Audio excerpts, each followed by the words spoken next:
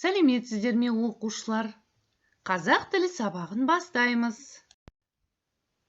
Балалар, бүгінгі сабағымыздың тақырыбы «Мен тауға барамын». Ал балалар, тапсырмалармен жұмыс жасайық. Бірінші тапсырма. Тыңда, қайтала. Сен қайда барасың? Мен тауға барамын.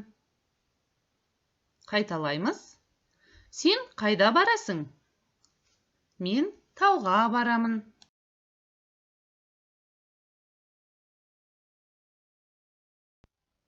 Екінші тапсырма. Сұраққа жауап бер. Бала қайда барады? Бала тауға барады. Бала мектепке барады.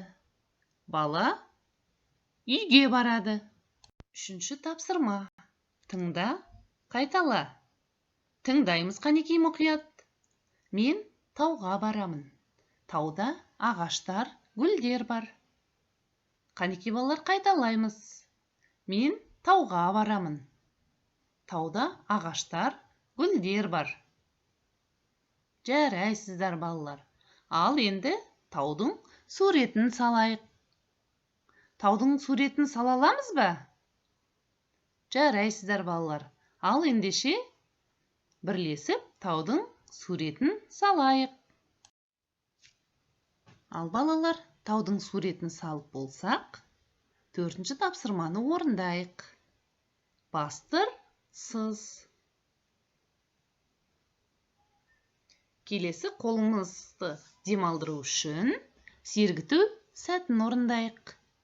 Оң қолымда 5 саусақ, сол қолымда 5 саусақ. 5-ке 5-ті қосқанда болады екен 10 саусақ. Жаза саусағым әлсіреді, шаршады. Оңға солға бұрамыз, сосын қайта жазамыз. Жарайсыңдар балалар. Сабаққа жақсы қатыстыңыздар. Сау болыңыздар.